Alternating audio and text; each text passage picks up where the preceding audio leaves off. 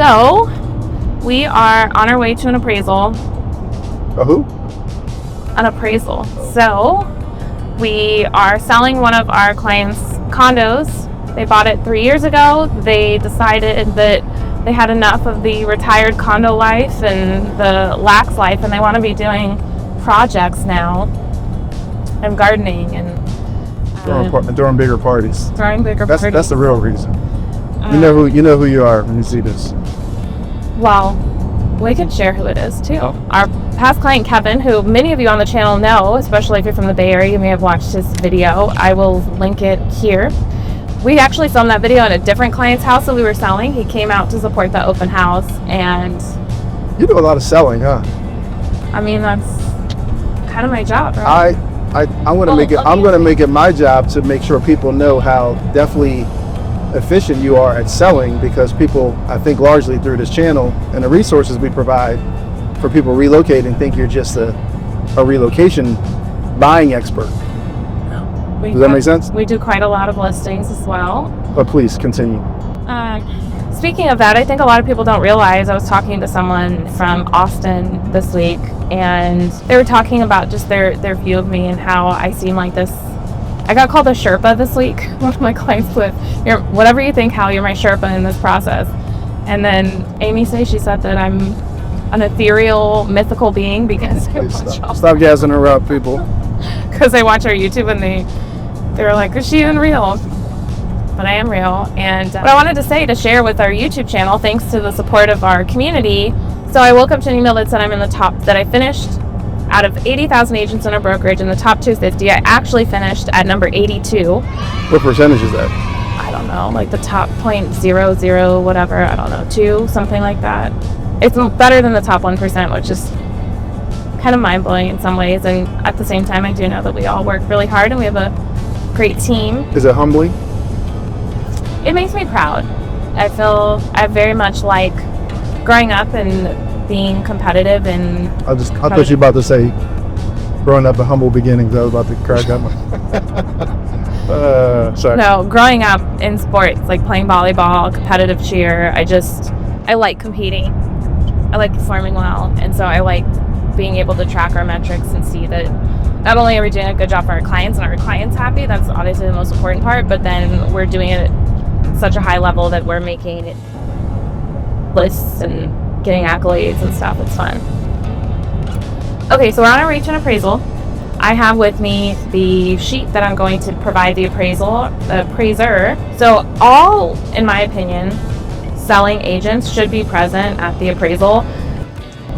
It's my job when I'm selling your home to articulate to the appraiser why your home is a value at the purchase price. And so sometimes that includes providing comps for the appraiser, like this is what we use to come up with our price. And sometimes the appraisers will use the comps that we provide that they may not have included, and that will help the value of your home, because we don't want to have a low appraisal situation where your house is under contract for $800,000 and the appraisal comes back at $780,000, and now we have to negotiate with the buyer a $20,000 difference. Because I mean, one of the things I like to do in business is to kind of put myself on both sides of the transaction. Mm-hmm. So as a buyer, no one wants to feel good about overpaying for a property. Right. And the buyers in Washington are not legally obligated to purchase the home if the appraisal is less than the sale price when they're getting a loan, when they're financing. And if they're paying cash on the buyer side, going back to putting ourselves on both sides of the transaction, I usually will recommend that my cash buyers include an appraisal contingency, even if they're not getting financing, for their protection. Man, you're like a walking book of real estate. Yeah, we don't talk about the real estate knowledge that much on the channel, but we're trying a new style video today.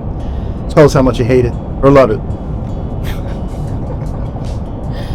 And now in a multiple offer situation or in a competitive seller's market, I do this on the buy side, and you'll see it a lot in our area. We have what's called an appraisal gap, which basically the buyer says up front, if the appraisal comes in low, I'll cover up to this amount, or I'll cover any amount of the difference.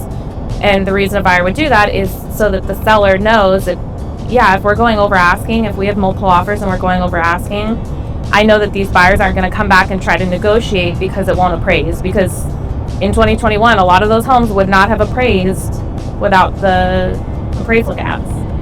Which means that someone would be, I think they call it colloquially, underwater, or possibly have negative equity. Yeah. Which, I mean, if you've bought in the last 2 to 3 years, there hasn't been much equity gain because with the interest rate so high, going from so low, like so many of my clients have sub 3% interest rates, to so high where, we got as high as, 8%. Yeah, it's definitely slowed appreciation. So in this case with this condo, I'm not bringing comps because I think it's a difficult property to comp, and I don't want to insinuate to the appraiser that I can do his job better than he can in this case. And because I'm not an appraiser, I don't know the exact methodology he's going to use, because there is no like-for-like home that's sold in that building in the last year even, let alone in the last 6 months. I thought that the best thing to do is to bring the features and benefits to show that why this condo and how it's been updated, what features it has that other units don't have in this building. This is so crazy. We're coming from Richfield, and it was sunny, and up ahead it's all foggy. The microclimates are so interesting. They really are. Here they're almost exaggerated. Yeah, but it was usually reversed. Like usually Richfield would be more foggy. Mm-hmm. So as they said it up north, we're passing through. Wow. And to think I thought I was overdressed for it's March 25th, and the high today is going to be 77? 75, 77. This is when I start experiencing my version of seasonal affective disorder, otherwise known as SAD. Because the fact that it's in the 70s, let alone the mid 70s in March. Oh boy, not happy about it. Give me winter back. Give me my winter back. Yeah. Give me this. The fog and the gray. Fog, the gray, rain, a couple inches of snow thrown in for good measure. It's just good. Is there anything else we should say about appraisals to folks? No, we're just letting you know what we're up to. So I guess the takeaway would be, do you want people to call you if they have questions about possibly selling a house, if they may have bought in the last few years, or if they bought? Yeah, or if you just want to know what your house is worth, I can run a report and let you know what my opinion of the value is. Or just maybe a list of the things that you do, which I think is pretty unique, to the run-of-the-mill average real estate agent. Stuff that would translate to a seller and possibly usually into a higher selling price, faster, and with less stress. Like those are to me the three things that when I'm selling a property, I'm really concerned about. Yeah, speaking of less stress, yeah, I did have clients that bought a home February of 2024 for $1.1 million when they bought the house. It appraised at 1.2, so they closed with $100,000 in equity, and then the house they never settled into it, didn't feel right, and before they started spending money to do a lot of changes to it. It happened too. They decided to sell March of 2025, so 13 months later, and we went on market at 1.3, and it sold in 4 days. What? Yep, we went pending in 4 days. And I can't share what we are pending at, but I can tell you if you were in their shoes, you'd be pretty happy. And they were prepared for the house to sit for a month. They were very much prepared because of the price point. But one of the things that we were talking about this morning, and I wanted to talk about on this video too, is perhaps we'll get a raise or a bonus. Does it work like that in real estate? No, it doesn't work like that. I do a good job and I get paid the same. Okay. Than if I do a better job, an even better job. So I'm going to share this on the screen. This is Zillow's market heat index for February 2025, and so it indicates like housing metro areas where the sellers have more power. So it's basically showing nationwide what areas are a seller's market versus what areas are a buyer's market. And in February, and I've been telling clients this all month in March, that like the market is heating up, and I don't know exactly what the indicator is other than maybe pent-up demand, because interest rates haven't moved that much. It's not officially the swing of the spring market yet. We're still in winter, right? technically? Well, the 21st was the first day of spring. Oh. So we're officially in spring. I meant to tell you happy spring on Friday. Thank you. And so anything over 70 was considered a very hot seller's market.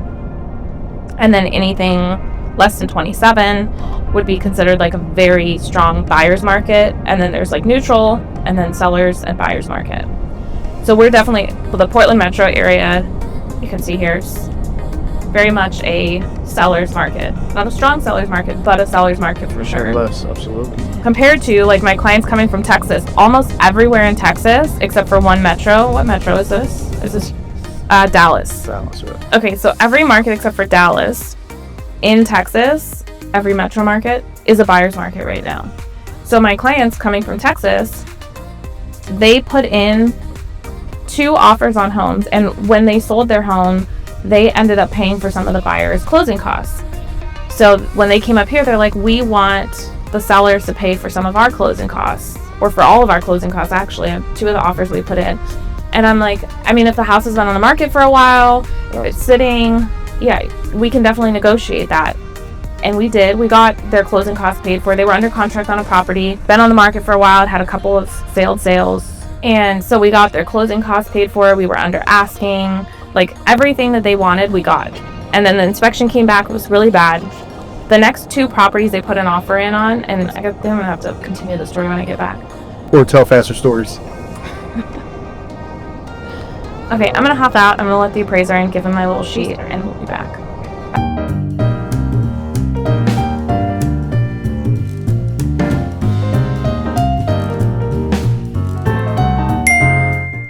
On the Appraisal went well. Appraisal went well. They were impressed by the unit. I highlighted all the things that the previous owners have done, that my clients have done. Showed them all the amenities, the storage unit. And then we're off to one of my favorite parts. Of town. Oh, parts of the. This. We are going to place a pending sign on 2 of our. Is it upside down? So, my clients from Texas that wanted the selling costs covered. On one house that they put the offer in on, well, the first one was on the market 98 days before it went pending, and it got multiple offers when we put an offer in, and it never had a price reduction. So it was listed November 8th, never had a price reduction, and we go to put an offer in after like 6 days on market. And all of a sudden, I get another offer, and my clients are like, well, we're not willing to pay more for this house. And so they left their offer where it was, which was asking for closing costs. And it went pending to someone else and sold for $5,000 over asking. Then the next one we had, so 98 days on market, multiple offers all of a sudden in February. And then the other one was a 5-bed, 3-bath house, 2,100 square feet, on almost a quarter acre, and it was listed originally for $599. The sellers did a price reduction to $565, and they happened to be contingent because their Texas house hadn't closed, and the other buyer was non-contingent, and so that's what made the sellers choose the other buyer. But that was on the market 79 days. So 2 homes on the market for a while, all of a sudden got multiple offers. The second time they were like very skeptical about the existence of the other offer, and so I asked the agent to send me proof of it, and it came in within the same hour as when we submitted our offer. Like the coincidences. And so then they found a different property, or I should say we found a different property that they liked, that was just a couple days on market. Yes. Checked almost all of the boxes except for one, which was a green space lot, but the backyard is like picturesque. It has a koi pond. It's like super well treed and private, in a really great location in the Heights. And that got 3 offers, and we won, being just over $5,000 over asking. What's the moral of the story, lady? The moral of the story is that, going back to that Zillow heat map we were talking about, there's a very big difference between different markets. So they came from a buyer's market in Texas into a seller's market in the Portland metro area. And I would say probably like 60% of the homes right now are having multiple offers on them. So if you're looking to relocate here from out of state, don't assume because it's, I don't know, like, do people assume that the market here is soft or weak or slow? Well, I think it depends on where you're coming from. People coming from Texas, I would say yes. But then people coming from the Bay Area are like expected, because the Bay Area is one of the hotter markets, especially it's the hottest market on the West Coast right now. The Bay Area? Yeah. Hotter than this? Yep. So it depends on where you're coming from, but I would say you definitely need to understand what the local market conditions are, because real estate is very hyper local. Right. Even within Clark County, different parts of Clark County are hotter than others. Some you can be more aggressive. Some markets stay on market longer than others. Some have more inventory than less inventory. And so you kind of really have to know what you're going into to set expectations when you're in your buying process if you're relocating. Right. And if you're selling, I would say same thing. You can't look at, oh, my friend's house across town sold it for, took this long to sell, or sold for this much, or whatever, because it's not really comparable. Gotcha. It was just via, look, you see me out? Oh, I get it. We're recording this on a front-facing dash cam too, so hopefully we can interlay parts of the ride as we drive. We should do this more often. Yeah. Most times we spend in the car. Because, and at least in my experience living here, this area, the value proposition has only gotten better and better, if I'm being honest. Which my investor side doesn't like, because of course I want a softer market to get better deals, but I don't think that's going to happen. I mean, again, I don't know much about the Bay Area, but I know I wouldn't want to live in California. So living here with all of this nature, all of these resources, all of this recreational activity, the hospitality, less people, less taxes on the Washington side. I mean, like I said, the value proposition has never been bigger to me. Yeah. And I think it's going to continue to be that way, because as long as, people are getting called into the office, but as long as you can work remote or you can find employment here in Washington, yeah, it's a very unique value proposition. We met with some clients over the weekend, a couple days ago, and he found out that his company has a satellite office in Vancouver, which was a large part. They knew they wanted to live here, but obviously you got to pay the bills. Well, they thought they were going to live in Portland because that's where the office was. And he was like, it's not even listed. This satellite office in Vancouver isn't even listed on our website. Right. So if you fancy the idea of living in the Northwest, maybe find out if your company does offer a satellite office that you could take advantage of. Or hybrid work, where like some people only have to go into the office a couple days a month. And like I had clients who were basically, they would commute up to Seattle for the couple days a month that they would need. Excellent. To be up there. They patched this bridge. This bridge is like it's about 50 years past its prime. Yeah, it's still not that great, but we're crossing into Washougal, Washington State Route 14. Yeah. This is one of my favorite parts of the drive going east. Because again, you're leaving the city, you're kind of getting out into the country. You have water a lot on both sides. See the Columbia, and we're headed right for the gateway to the gorge, which I need to desperately take. It's been too long. Yeah, it's been a while since we've been out on the gorge. So we're going to drop off this pending sign in Washougal, and we have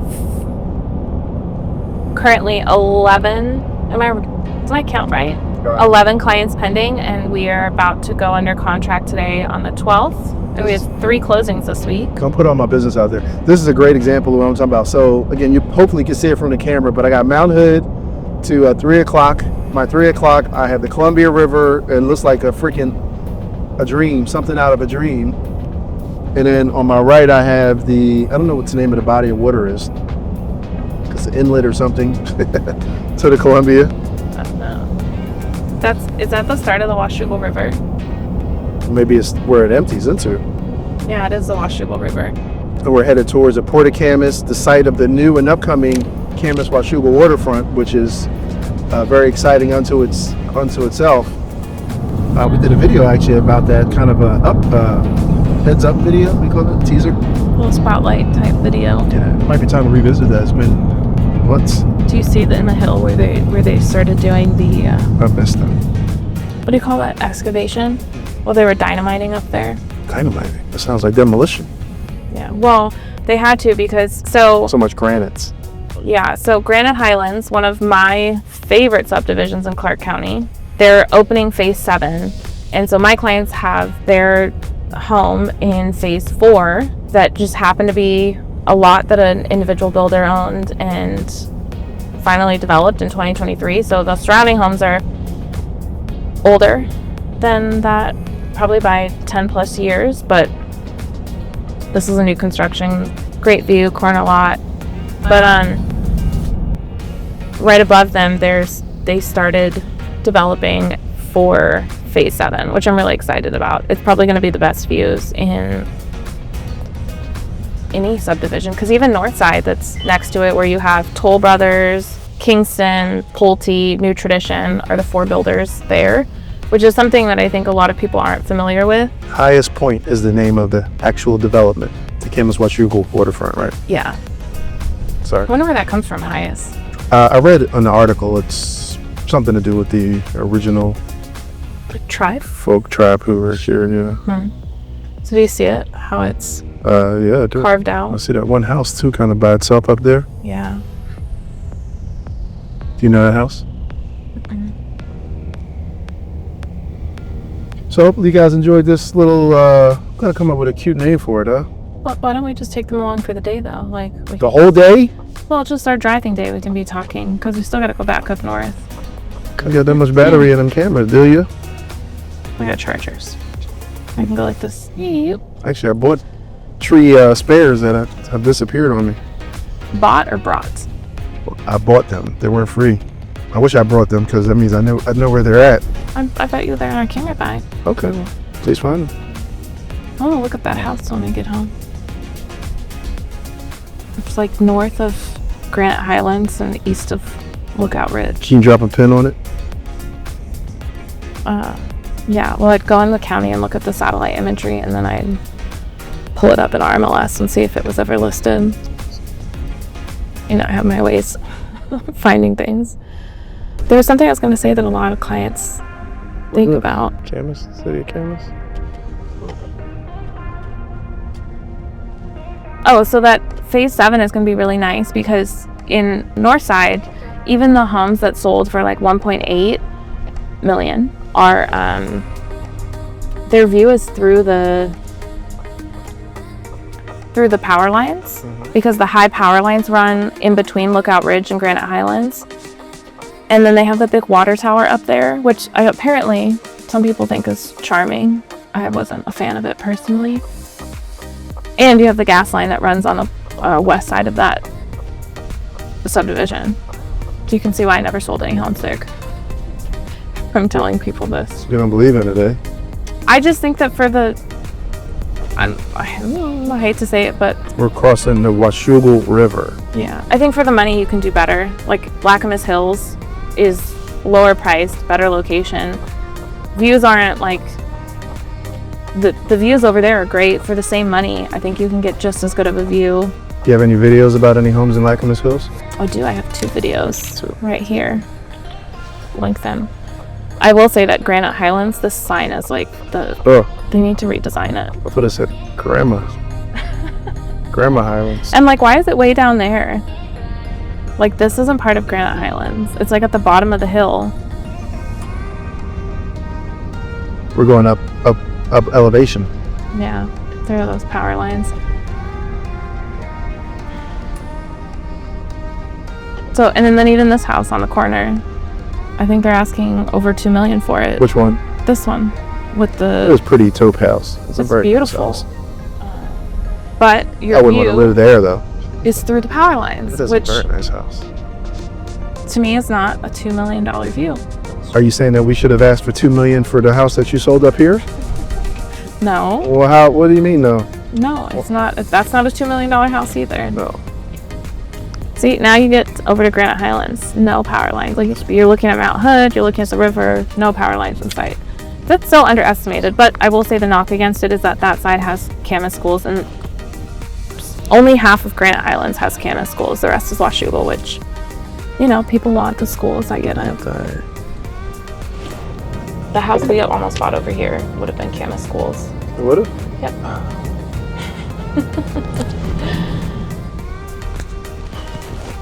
Okay, so I'm gonna place the pending sign, and then we're gonna go talk to one of their neighbors because they ended up wanting to move back to where they came from. And they want your magic touch, huh?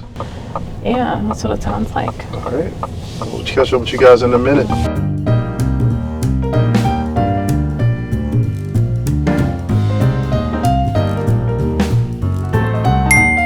All right, so we just dropped 2 pending signs off.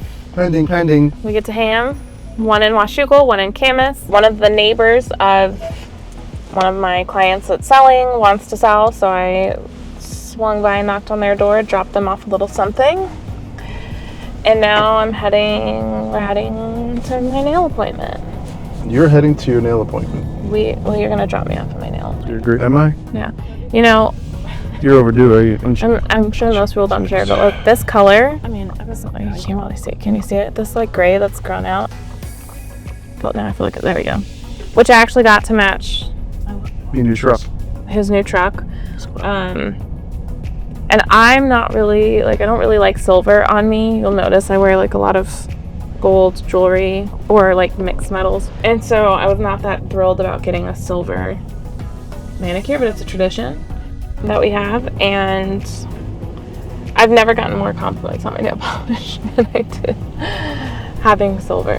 Why do you think people, because it's different, really? I mean, it's yeah, not hard it's to different. do bright color. I think that's kind of much more it's sophisticated.